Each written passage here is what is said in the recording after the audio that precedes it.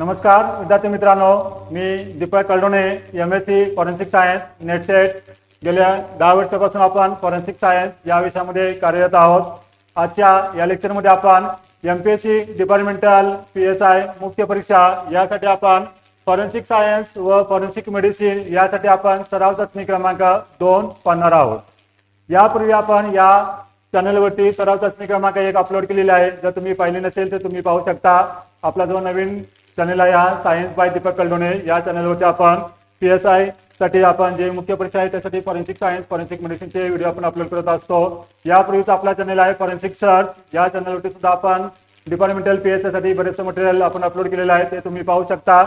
ठीक आहे, आपल्याकडे डिपार्टमेंटल PSI मुख्य परीक्षासाठी ऑनलाइन प्लस रेकॉर्डेड बॅच पण अवेलेबल आहे। इथे ॲपची लिंक दिलेली आहे, डिस्क्रिप्शन बॉक्स मध्ये पण आपण लिंक दिलेली आहे। तुम्हाला पाहिजे असेल तर तुम्ही ही लिंक पाहू शकता। ठीक आहे, तसेच आपल्याकडे टेस्ट सिरीज पण चालू झालेली आहे। या टेस्ट सिरीज मध्ये आपण आयोगाच्या पॅटर्ननुसार फॉरेन्सिक साठी आणि मेडिसिन साठी जे महत्त्वाचे प्रश्न असतात ते प्रश्न आपण 10 टेस्ट सिरीज आपण अवेलेबल केलेले आहे। चला तर आपण जास्त वेळ न घालवता आजच्या या लेक्चर मध्ये आपण पाहूया महत्त्वाचे प्रश्न। तर पहिला प्रश्न आपला फॉरेन्सिक सायन्स मधला, गुन्ह्याचे तपास हे पुस्तक टिंबटिंब यांनी लिहिलं। बघा, गुन्ह्याचे तपास फॉरेन्सिक सायन्स मध्ये वेगवेगळी 4 ते 5 पुस्तकं महत्त्वाची आहेत। त्यापैकी एक पुस्तक आहे तर गुन्ह्याचा तपास हे पुस्तक कोणी लिहिलेलं आहे। ठीक आहे, खाली ऑप्शन दिले बघा। पहिला ऑप्शन आहे आपला अल्बर्ट वाजवान, बी मध्ये म्हटलंय हंस ग्रॉस, सी मध्ये आर्थर कॅनन डॉयल आणि डी मध्ये आहे अल्फान्सो बर्टिलो। बघा, याचं उत्तर सांगता येतं का तुम्हाला? सोपा प्रश्न या प्रश्नाचं उत्तर आहे गुन्ह्याचा तपास हे पुस्तक लिहिलेलं आहे हंस ग्रॉस यांनी। ठीक आहे, पहिल्या ऑप्शन मध्ये पण एक आहे बघा आपलं अल्बर्ट ऑस्बॉर्न यांनी सुद्धा एक महत्त्वाचं पुस्तक लिहिलेलं आहे आणि त्या पुस्तकाचं नाव आहे आपलं वादग्रस्त दस्तऐवज। ठीक आहे, वादग्रस्त दस्तऐवज हे पुस्तक अल्बर्ट ऑस्बॉर्न यांनी लिहिलेलं आहे 1910 साली। त्यालाच इंग्लिश मध्ये आपण क्वेश्चन डॉक्युमेंट असं म्हणतो। परत पाहूया आपण दुसरा प्रश्न फॉरेन्सिक मेडिसिन मधला आहे, तो म्हणजे मृतदेहाच्या वयाची निश्चिती करण्यासाठी टिंबटिंब या पुराव्याची आपल्याला मदत होते। ठीक आहे, मृतदेह असेल तर त्या मृतदेहाच्या आपल्याला वयाची निश्चिती करण्यासाठी आपल्याला काय आवश्यक आहे?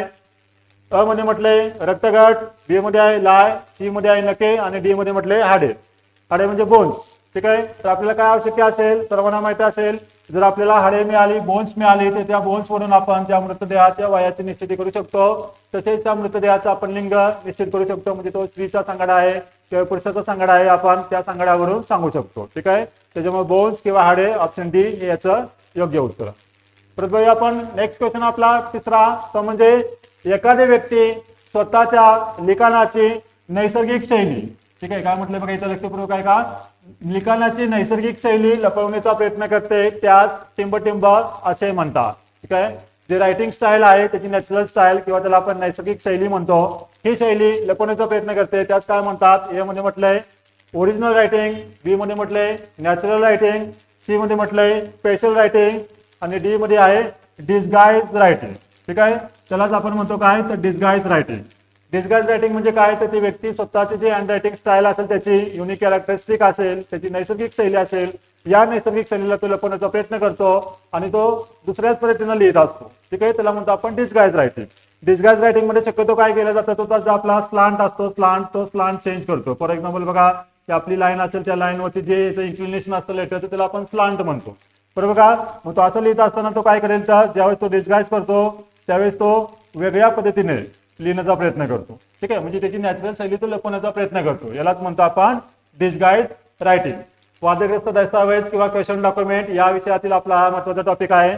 आपल्या इकडे आपण जे आपले रेकॉर्डेड बॅच आहे त्याच्यामध्ये आपण वादग्रस्त दस्तावेजामध्ये आपण कशा पद्धतीनं हे डिस्गाइज रायटिंग शोधतो, नंतर सिग्नेचर फोर्जरीचे कोणते टाईप असतात, एखाद्याचं हँड रायटिंग आपण कसं आयडेंटिफाय करतो, सिग्नेचर कशी आपण मॅच करतो, हे सर्व पॉईंट आपण तिथे मुद्देसूद एक्सप्लेन केलेले आहे।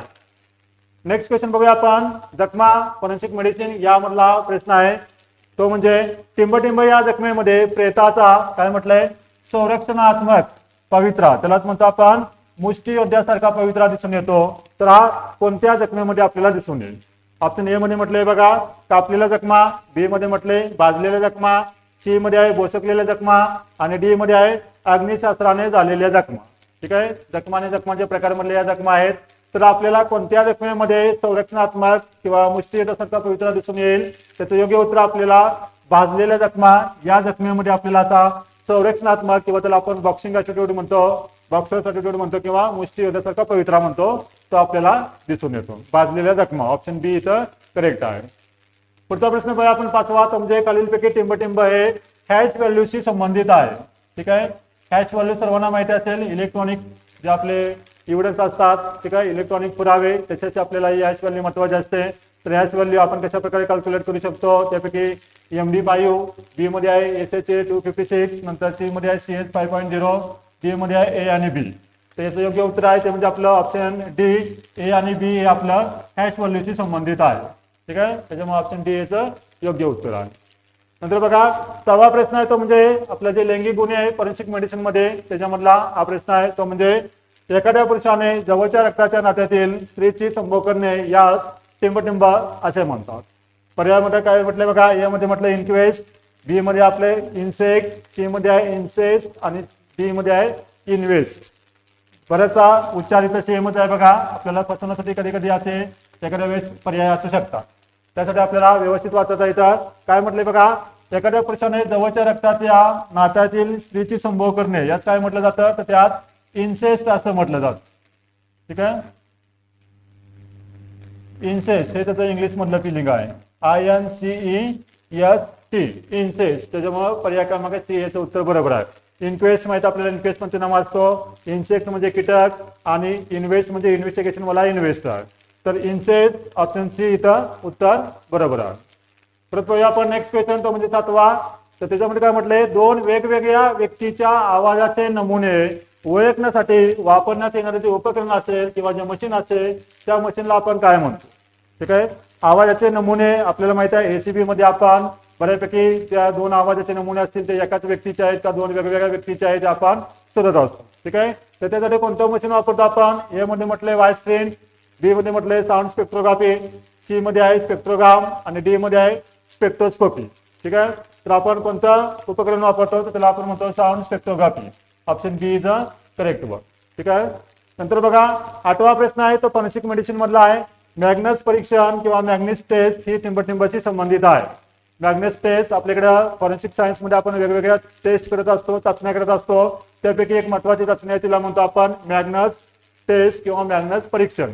हे कशाशी संबंधित आहे, ए मध्ये म्हटलंय विषाचं परीक्षण, बी मध्ये आहे मृत्यूचं परीक्षण, सी मध्ये आहे भाजण्याचं परीक्षण आणि डी मध्ये म्हटलंय अंमली पदार्थाचं प्रमाण याच्याशी संबंधित आहे. तर ही मॅग्नेस चाचणी तिला स्ट्रँग्युलेशन टेस्ट असे म्हटलं जातं बघा. ती चाचणी आपली मृत्यूचं परीक्षण करण्यासाठी महत्वाची आहे. ठीक आहे, तर काय करतो आपण, एखाद्या बोट असेल त्या बोटावरती जर आपण दोरी बांधली, ठीक आहे, दोरी बांधल्यानंतर काय होतं, प्रेशर दिल्यामुळे रक्ताभिसरण जर चालू असेल तर तिथं आपल्याला सूज झाल्यासारखी दिसेल आणि तिथला भाग निळसर झालेला असेल व्यक्ती जिवंत असताना. आणि ती जर व्यक्ती मरण पावली, मृत्यू पावली तर आपल्याला असा निळसरपणा दिसणार नाही किंवा अशीच सूज झालेली दिसून येणार नाही. त्याच टेस्टला म्हणतो आपण मॅग्नस परीक्षण किंवा मॅग्नस टेस्ट. ठीक आहे, परत पुढचा प्रश्न बघूया आपण, प्रश्न क्रमांक 9वा. तर म्हणजे मानवी कानाची आवाज ऐकण्याची क्षमता टिंबटिंब असते. जे आपण कानाने आवाज ऐकतो ते आवाज ऐकण्याची क्षमता आपली किती आहे. ऑप्शन ए मध्ये म्हटलंय 20 हर्ट्ज ते 100 हर्ट्ज, नंतर बी मध्ये म्हटलंय 20 हर्ट्ज ते 20 किलो हर्ट्ज, नंतर सी मध्ये आहे 20 हर्ट्ज ते 50 किलो हर्ट्ज आणि डी मध्ये म्हटलंय 20 किलो हर्ट्ज ते 200 किलो हर्ट्ज. तर मानवाची आवाज ऐकण्याची क्षमता असते ती क्षमतेची रेंज आहे आपली 20 हर्ट्ज पासून 20 किलो हर्ट्ज. ठीक आहे, त्याच्यामुळे ऑप्शन बी ए याचं योग्य उत्तर आहे. परत बघा पुढचा 10वा प्रश्न आपला फॉरेन्सिक मेडिसिन मधला. तो प्रश्न असा आहे, हृदयाचे रक्ताभिसरण बंद पडणे, ठीक आहे, पडल्याने झालेल्या मृत्यूच टिंबटिंब असे म्हणतात. हृदयाचे रक्ताभिसरण बंद पडल्यामुळे जो मृत्यू होतो त्या मृत्यूच काय म्हणतात. फॉरेन्सिक सायन्स मध्ये आपला फॉरेन्सिक मेडिसिन मध्ये मृत्यू आणि मृत्यूचे प्रकार हा एक महत्वाचा टॉपिक आहे. ठीक आहे, त्यापैकी इथे काय म्हटलंय, हृदयाचं रक्ताभिसरण जर बंद पडलं आणि त्या व्यक्तीचा मृत्यू झाला तर त्याला आपण काय म्हणू.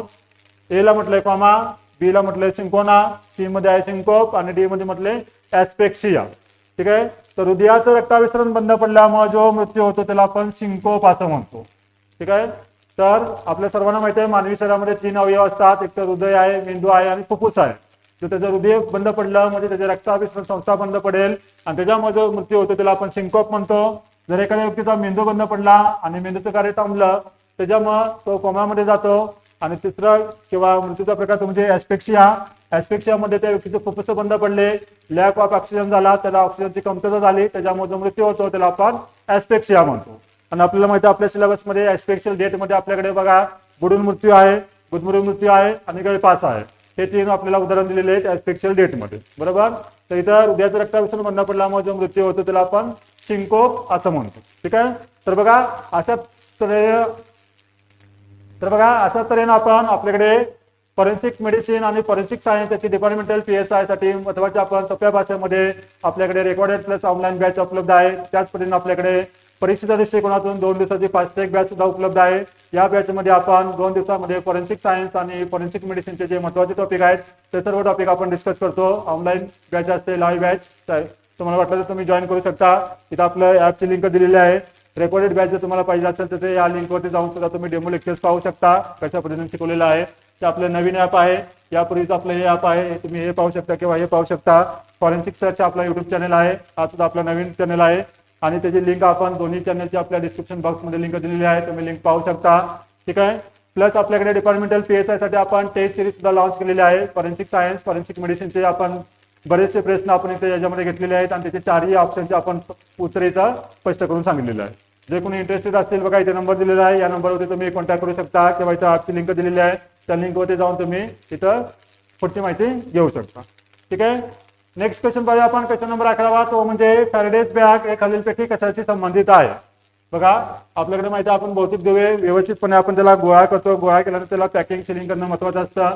त्यापैकी एक आपला जो फॅरेडेज बॅग आहे आपण कुठे वापरतो तर ए मध्ये म्हटलं रक्ताचे नमुने, बी मध्ये पायांचे ठसे, सी मध्ये इलेक्ट्रॉनिक पुरावा आणि डी मध्ये म्हटलं आपण दस्तावेज भरण्यासाठी किंवा पॅक करण्यासाठी. तर फॅरेडेज बॅग असते आपण इलेक्ट्रॉनिक्स पुरावे असतात, डिजिटल एव्हिडन्स. ठीक आहे.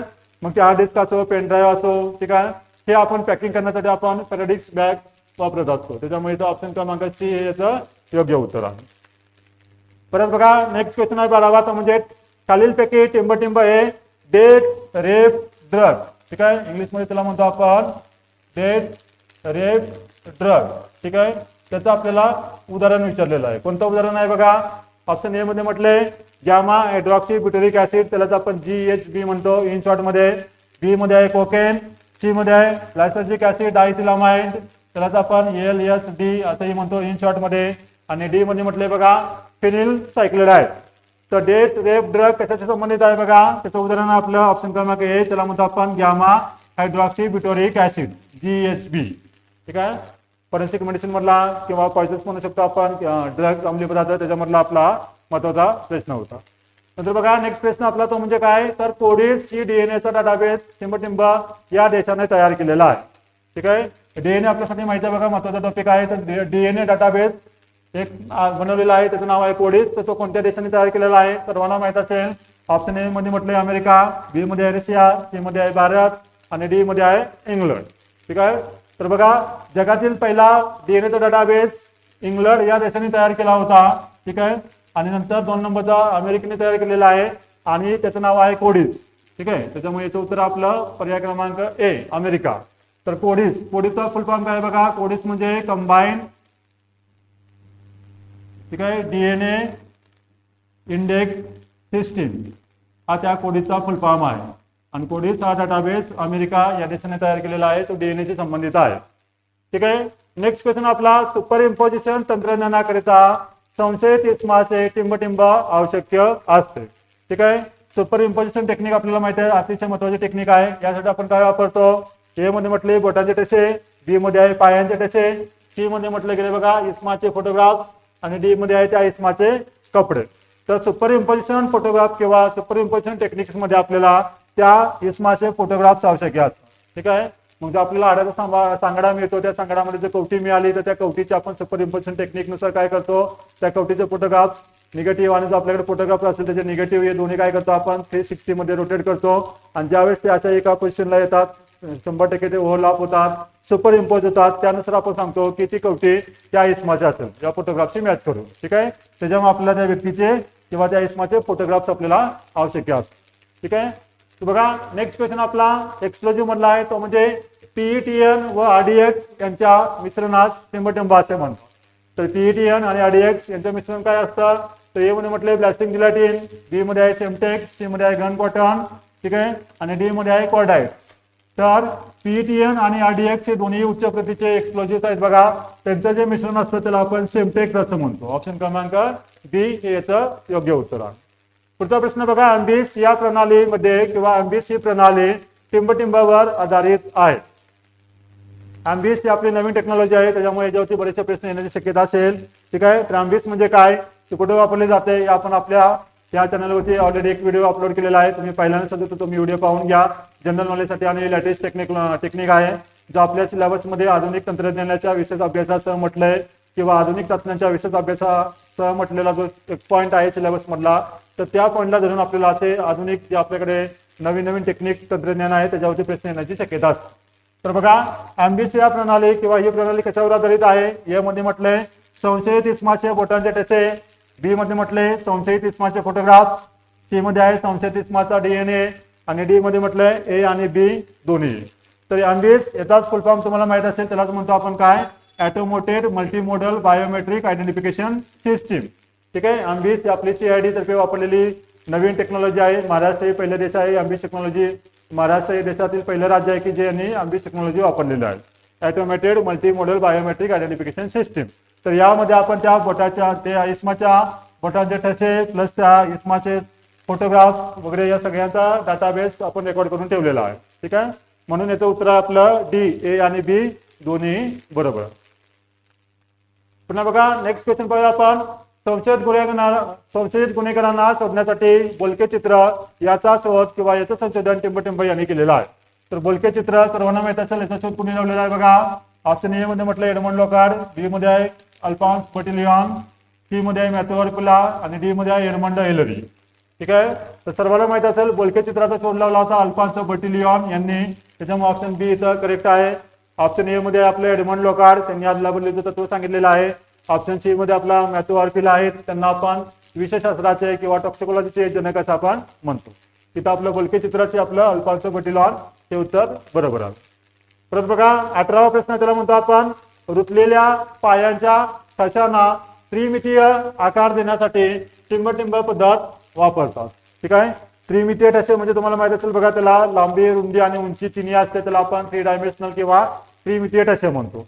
तर यासाठी आपण कोणती पद्धत वापरतो, इलेक्ट्रोस्टॅटिक लिफ्ट ए मध्ये म्हटलंय, बी मध्ये आहे होलोग्राफी लिपर, सी मध्ये आहे कास्टिंग आणि डी मध्ये आहे फोटोग्राफी. ठीक आहे, तर पायांचे ठसे उचलण्याच्या या सर्व पद्धती आहेत. त्यापैकी जी आपली कास्टिंग पद्धत आहे, या कास्टिंग पद्धतीमध्ये आपण काय करतो, या जो आपला पायाचा ठसा असतो त्याचा आपण कास्ट तयार करतो. या कास्टमुळे आपल्याला त्या ठशाची लांबी रुंदी उंची मोजता येते, त्याच्यामुळे आपण त्रिमितीय आकार देण्यासाठी कास्टिंग पद्धत हे आपलं उत्तर ची बरोबर असते. ठीक आहे, बघा नेक्स्ट क्वेश्चन आहे तो म्हणजे 4वा क्वेश्चन आहे. भारतातील पहिली न्यायसहाय्यक वैज्ञानिक प्रयोगशाळा टिंबटिंब या ठिकाणी स्थापन झाली. सर्वांना माहित असेल बघा, भारतातील पहिली न्यायसहाय्यक वैज्ञानिक प्रयोगशाळा कुठे स्थापन झाली होती, तर याचं उत्तर आहे ऑप्शन सी, कलकत्ता या ठिकाणी. 1952 साली भारतातील पहिली न्यायसहाय्यक वैज्ञानिक प्रयोगशाळा, त्यालाच आपण फॉरेन्सिक सायन्स लॅबोरेटरी म्हणतो, ते 1952 साली कलकत्ता येथे स्थापन झाले होते. आणि तसेच आपल्या महाराष्ट्रातील पहिली न्यायसहाय्यक वैज्ञानिक प्रयोगशाळा कुठे स्थापन झाली असा प्रश्न आला, तर तो मुंबईमध्ये 1958 साली स्थापन झाली होती, आपल्या महाराष्ट्रातील पहिली FSA. बरोबर.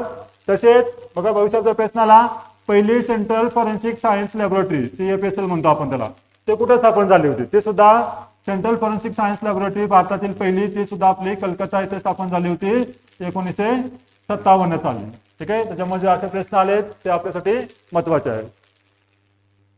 परत बघा नेक्स्ट क्वेश्चन आहे तो म्हणजे आपला काय म्हटलं इथं, तर लाचेचा सापळा असताना, ठीक आहे, काय म्हणतो आपण इथं, ट्रॅप रचताना. बरोबर आहे, तर इथं लाचेचा सापळा असताना टिंबटिंब या पावडरचा उपयोग केला जातो. आपल्या सर्वांना माहिती आहे, जेव्हा आपण ACB साठी जात असतो, ठीक आहे, असं अँटी करप्शन जेव्हा आपण एखादा ट्रॅप करतो, ठीक आहे, लाचेचा सापळा असतो, त्यासाठी आपण काय करतो, ज्या नोटा असतात त्या नोटांना आपण विशिष्ट प्रकारची पावडर लावतो. तर त्या पावडरचं नाव सर्वांना माहित असेल, कोणती पावडर लावतो आपण, अँथ्रासिन पावडर म्हटलंय, बी मध्ये आहे फिनोल्फिन पावडर, सी मध्ये आहे टॅल्कम पावडर आणि डी मध्ये म्हटलंय ए आणि बी दोन्हीपैकी कोणत्याही प्रकारची. तर या नोटांना आपण एकतर अँथ्रासिन पावडर लावू शकतो किंवा फिनोल्फिन पावडर लावू शकतो. त्याच्यामुळे आपलं उत्तर आहे ऑप्शन डी, ए आणि बी दोन्हीपैकी आपण कोणतेही पावडर आपण लावू शकतो. ठीक आहे, तर बघा अशा तऱ्हेने आपण फॉरेन्सिक सायन्स आणि फॉरेन्सिक मेडिसिन साठी आपली टेस्ट सिरीज चालू केलेली आहे. जे कोणी उत्सुक असेल बघा, इथे ॲपची लिंक दिलेली आहे, तुम्ही ॲप डाउनलोड करू शकता. त्याच पद्धतीने आपल्याकडे forensic science, forensic medicine, departmental PSI मुख्य परीक्षा यासाठी अतिशय सोप्या भाषेमध्ये आपण सगळे रेकॉर्डेड केलेले व्हिडिओ आपण या चॅनलवरती टाकलेले आहेत. ठीक आहे, प्लस आपल्याकडे रेकॉर्डेड बॅच आहे, प्लस आपल्याकडे 2 दिवसांचे आपल्याकडे फास्ट ट्रॅक बॅच आहे. या बॅच मध्ये आपण संपूर्ण सिलेबसची परीक्षा दृष्टिकोनातून ठीक आहे उदाहरणीच्या स्वरूपात आपण याचं रिव्हिजन केलेलं आहे. त्याच्यामुळे तुमचा संपूर्ण सिलेबस 2 दिवसामध्ये तुमचा कव्हर केला जातो. ठीक आहे.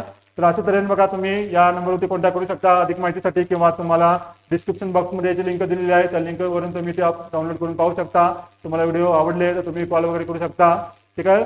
अशा तऱ्हेने आपण या लेक्चर सिरीज चालू केलेली आहे. या व्हिडिओमध्ये आपण महत्त्वाचे जे प्रश्न असतात ते आपण डिस्कस करत असतो. ठीक आहे.